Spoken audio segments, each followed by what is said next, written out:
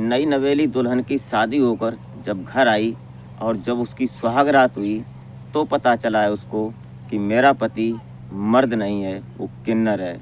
और जब ये बात उसको पता चलती है तो उसके पैरों तले ज़मीन खिसक जाती है। वो सोचने पर मजबूर हो जाती है कि हुआ तो हुआ क्या। लेकिन ये बात दोनों परिवारों में पता नहीं थी किसी को, लड़के वाले को भी पता नहीं थी और लड़की वाले को भी नहीं पता थी। लेकिन दोनों परिवार संपन्न परिवार थे। अब ये रिश्ता छोड़ा जाए तो कैसे छोड़ा जाए, इसमें कंप्रोमाइज़िंग होनी चाहिए या क्या होना चाहिए।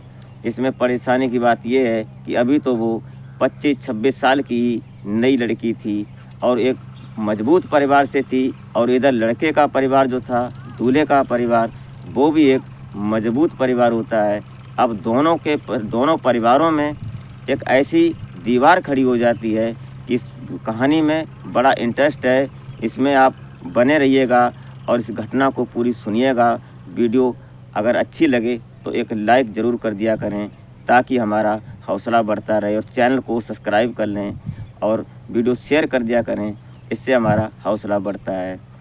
तो नमस्कार, प्रणाम, मैं अजय कोहली। आज की जो सच्ची घटना मैं आपको सुनाने जा रहा हूँ, ये घटना बिहार प्रदेश का एक ज़िला लगता है माधेपुरा, और माधेपुरा का एक गांव लगता है, कस्बा लगता है ये मदनपुर खादर। और यहाँ पर एक मुखिया रहा करते हैं जो बड़े मजबूत परिवार से होते हैं, जो अच्छे परिवार, अच्छे संपन्न समाज में जिन्हें रईस ज़्यादा कहा जाए, ऐसा समाज में उनकी छवि थी, मजबूत थे। उनका नाम होता है शिवनायक सिंह। ये जो होते हैं, इनके 2 बेटे होते हैं और इनकी पत्नी प्रेजेंट में नहीं थी। वो किसी कारणवश वो इस दुनिया को पहले अलविदा कह चुकी थी।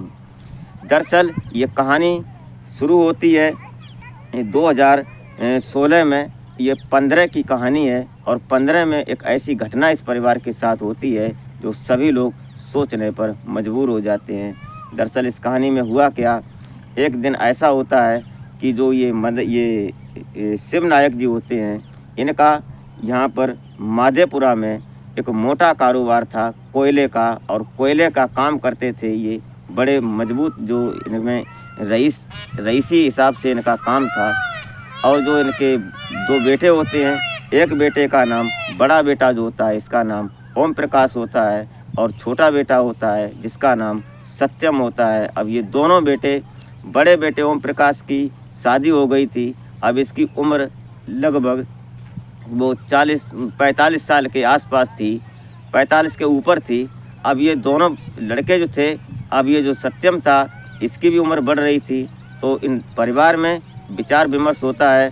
जो इनके पिता होते हैं शिवनायक जी, ये विचार करते हैं, अपने रिश्तेदारों से बोलते हैं कि हो ना हो कहीं से एक लड़की सुंदर हो और जो संपन्न परिवार हो और जो सामाजिक परिवार हो, जो परिवार की इज्जत करे और परिवार की मर्यादा को समझे, ऐसा अगर कोई परिवार मिले तो बताओ यार, हमारे लड़के की शादी करनी है और लड़का तैयार है, उम्र बढ़ रही है।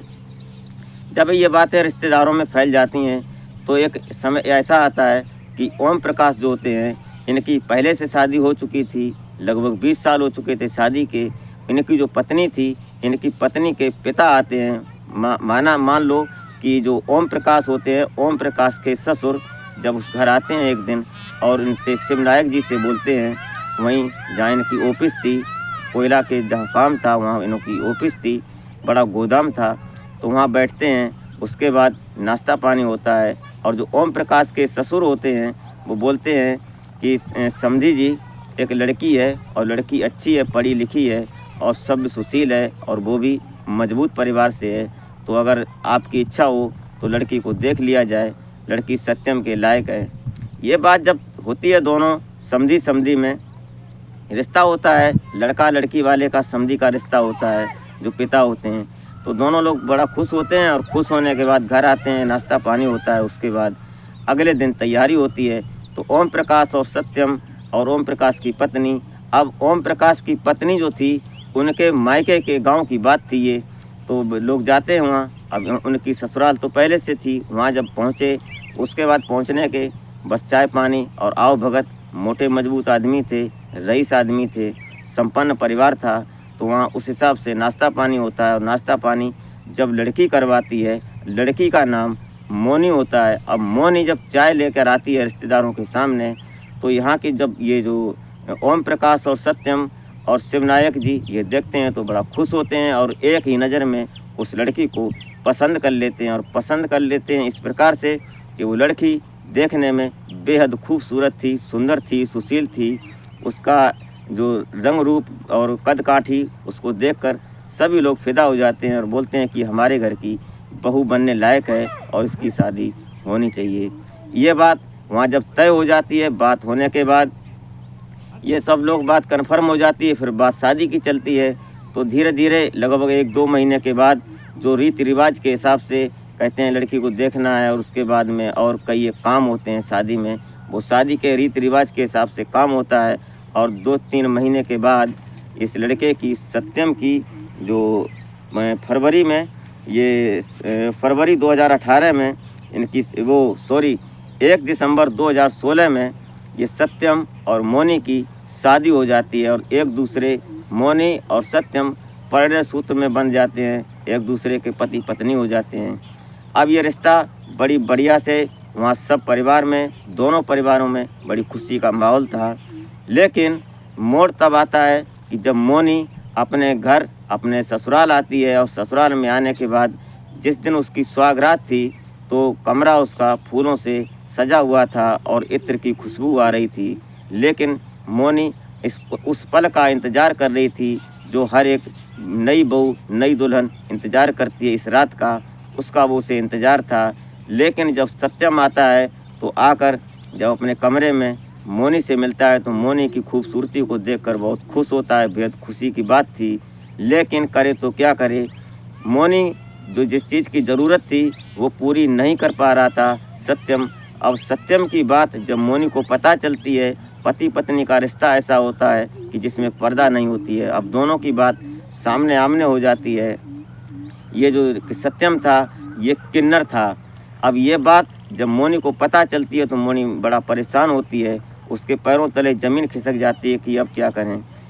ये बात धीरे धीरे चलती रही। मोनी ने अपनी जेठानी को बताई, ओम प्रकाश की पत्नी को, लेकिन वो बात दाब दी गई घर में ही, किसी को बताई नहीं गई।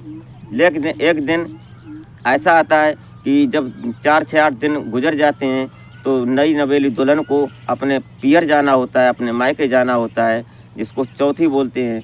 तो उसको अपने मायके जाना था। तो वहाँ जब पहुँचती है तो उसकी सहेलियाँ मिलती हैं मोनी की और उसकी माँ मिलती है। तो पूछती है, बेटी तुम उदास कैसी लग रही हो।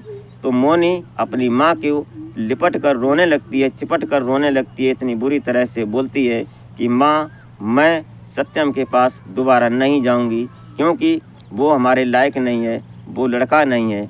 ये बात सुनकर मोनी की माँ पूछती है, ऐसा क्या हो गया, क्यों नहीं जाओगी। तो वो साफ बोल देती है, साफ शब्दों में, कि वो आदमी नहीं है, वो मर्द नहीं है, वो किन्नर है। ये बात सुनकर सबकी हालत ख़राब हो जाती है। लेकिन मोनी की माँ मोनी को बड़े प्यार से समझाती है कि हम मर्यादा वाले ख़ानदानी लोग हैं, हमें ये निभाना पड़ेगा, जैसे भी हो तुम करो और वहाँ जाओ। अब ये मोनी को इसकी माँ बोलती है कि तुम्हारे जेठ जो हैं वो हकीमगिरी करते हैं, दवाखाना चलाते हैं, तो उनको बोलो कि सत्यम का कुछ इलाज करें जिससे वो फिर सही हो जाए। लेकिन ये बात सुन समझा कर उसकी माँ मोनी को वापस भेज देती है। जब दोबारा ये लोग लेने जाते हैं तो वापस आ जाती है। उसके बाद समय चलने लगता है धीरे धीरे। तो 2-4 महीने गुजरते हैं और 2-4 महीने के बाद एक दिन ऐसा आता है कि सत्यम अपनी भाभी को लेकर मायके आया हुआ था। सत्यम अपनी भाभी के मायके लाया था और जो उनके पिता थे, जो क्या नाम शिवनायक जी, ये किसी दूसरी रिश्तेदारी में थे। एक ही दिन के कई निमंत्रण थे, आमंत्रण थे उनके, तो वहाँ पर ये उन्हें पहुँचना ज़रूरी था। अब उस दिन ये ओम प्रकाश और मोनी दोनों अकेले ही घर पर रह जाते हैं। ओम प्रकाश जब अपना दवाखाना बंद कर घर आते हैं तो आते ही बोलते हैं मोनी से कि मोनी सब लोग कहाँ हैं। तो उसने बोला कि मोनी ने कि भैया वो तो सभी लोग रिश्तेदारी में गए हैं, आज निमंत्रण था, दीदी वहाँ गई हैं अब और पिताजी वहाँ गए हैं, ऐसे सब बताया। तो ओम प्रकाश ने बोला कि यार आज हमारे सिर में दर्द हो रहा है ज़्यादा है, आज कुछ ऐसी टेंशन रही, तो क्या सिर दबा दोगी।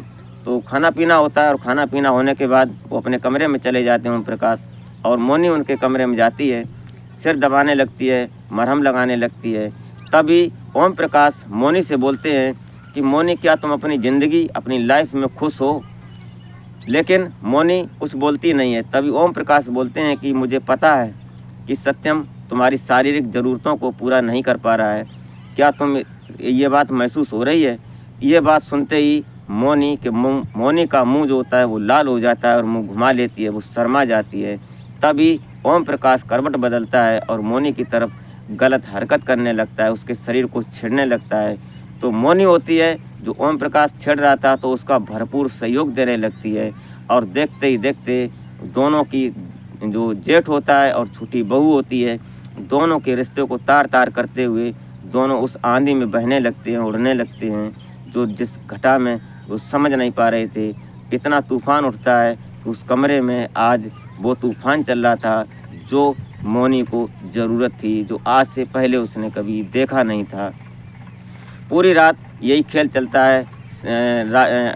दोनों का अनैतिक संबंध बनते हैं, शारीरिक संबंध बनते हैं, और उसके बाद दोनों लोग संतुष्ट हो जाते हैं। और सुबह जो मोनी की जेठानी होती है वो आ जाती है और सभी लोग आ जाते हैं। ऐसे ही मौका लगते हर दिन अब इनका खेल चालू हो गया।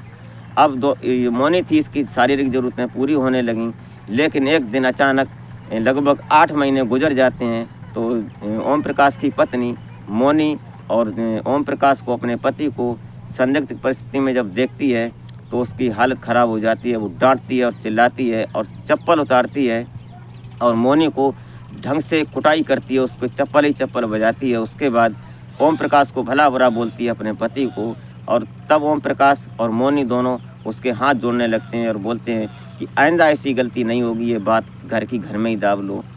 कोई बात नहीं, लेकिन उनका प्रोग्राम जारी था, ये सिस्टम चल रहा था। एक दिन अचानक फिर लगभग 2-4 महीने के बाद अचानक जेठानी जो होती है वो देख लेती है मोनी और अपने पति को इसी हालत में।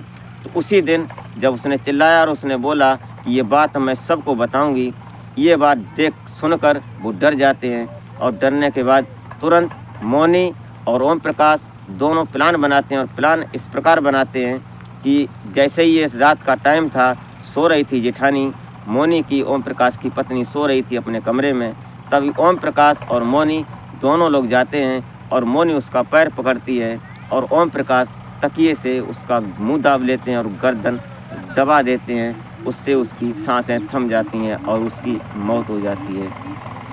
ऐसा मौत होने के बाद ये लोग अपने कमरे में जाते हैं। सुबह जब होती है तो अचानक खबर फैलती है कि ओम प्रकाश की पत्नी की संदिग्ध परिस्थितियों में मौत हो गई है। ये बात चर्चा बन जाती है, क्योंकि नामचीन हस्ती थी और उसकी जो वहाँ जो लोग आने वाले थे वो नामचीन आदमी थे। वो सभी लोग जब आते हैं तो पता चलता है कि जब उसकी सास आती है ओम प्रकाश की, तो साफ बोलती है कि सिर्फ इस मोनी की वजह से हमारी बेटी की मौत हुई है, इसने हत्या की है हमारी।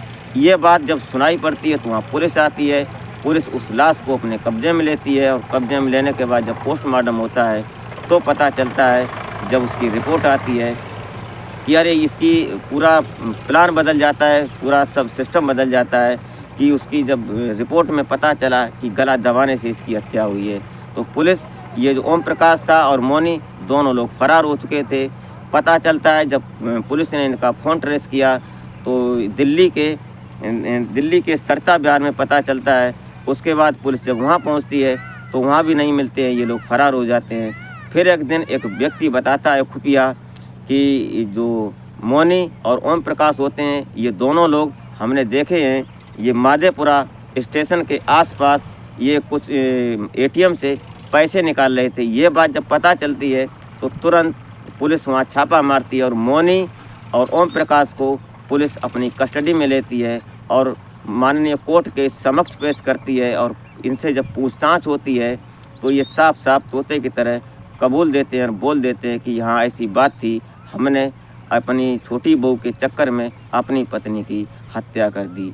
ये कबूलनामा जब होता है उसके बाद पुलिस कोर्ट को पेश कर देती है इन दोनों को, और इनके ऊपर जो संबंधित धाराएं बनती थीं उनको लगाकर आज ये दोनों अपने किए काले करतूत की सज़ा भुगत रहे हैं। आज दोनों जेल में हैं। तो दोस्तों, इस घटनाक्रम को सुनाने का उद्देश्य आपको हैरान परेशान करना नहीं होता है, नहीं आपकी भावनाओं को आहत करना होता है। सिर्फ़ और सिर्फ सामाजिक संदेश है। इस समाज में पता नहीं चलता है कि कौन हमारा है और कौन पराया है, किस पर हम विश्वास करें और किस पर ना करें, हमारे साथ क्या हो सकता है, क्या नहीं हो सकता है। तो आप स्वयं सुरक्षित रहें और अपने परिवार को सुरक्षित रखें। बस यहीं तक मेरा संदेश होता है। तो मिलते हैं फिर नेक्स्ट वीडियो में, तब तक के लिए नमस्कार।